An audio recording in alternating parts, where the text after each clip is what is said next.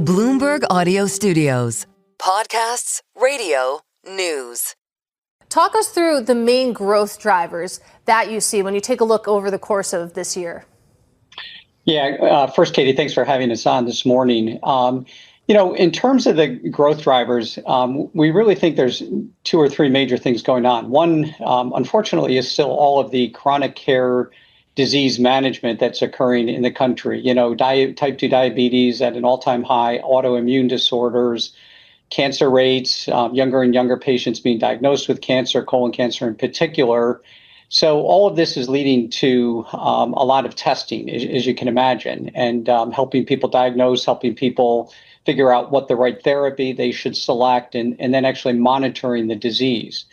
Now, at the other end of the spectrum, and this is really a more recent phenomenon, is all the new testing from a consumer health standpoint. So, prevention is all about doing something before the symptoms set in.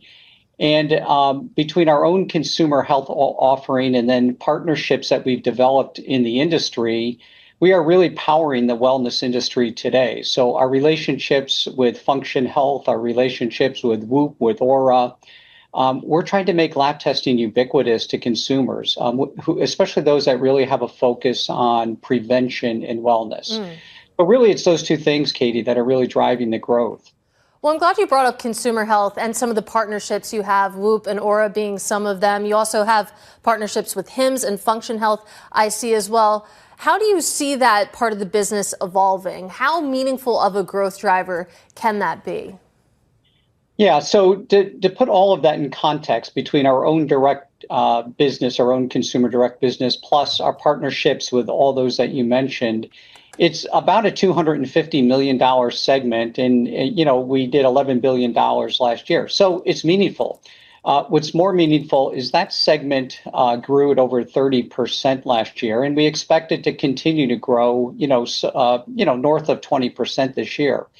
And again, what we're seeing is just consumers taking more interest in their health with this notion of let's prevent disease. Let's try to get in front of that.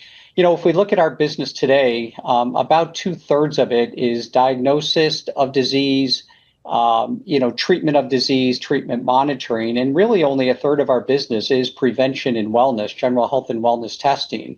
Honestly, I hope over the next decade we can flip that. I really hope that we can be 2/3 prevention and wellness and then 1/3 chronic care management. When you zoom out a bit, what are you seeing in terms of trends when it comes to what types of tests are being asked for and ordered? Yeah, Alzheimer's, Katie, is a very, very important set of tests that we now offer. Before blood-based biomarkers came to fruition with respect to Alzheimer's, the gold standard were cognitive tests that physicians perform, and then they would move that patient directly into imaging, whether that's a PET CT image or an MRI image.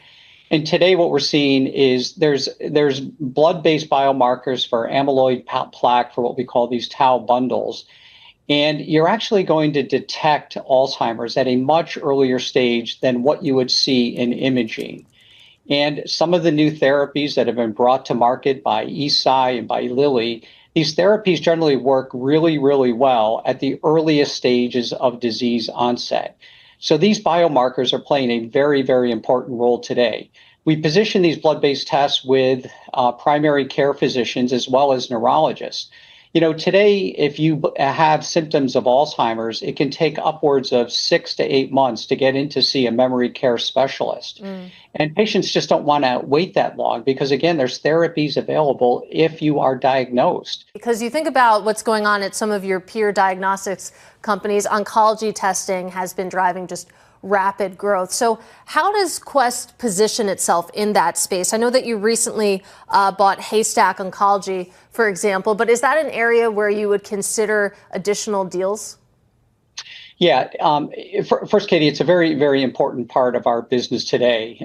Most people don't know, but Quest Diagnostics has a very large anatomical pathology business. Anatomical pathology is when specimens are cut from the human body. They're tissue samples. And so we have the largest anatomical pathology business in the country, where we make diagnoses of cancer every single day.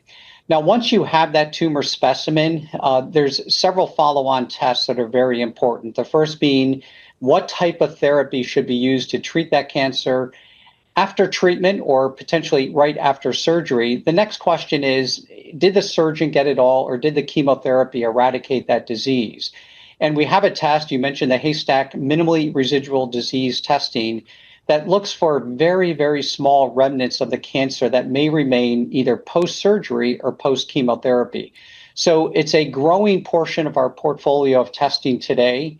Now, in addition, we offer a lot of routine cancer tests, PSA screening, all sorts of different types of cancer markers at the screening phase. So all told, cancer, of our $11 billion portfolio today, cancer in its entirety is about $1 billion of our portfolio.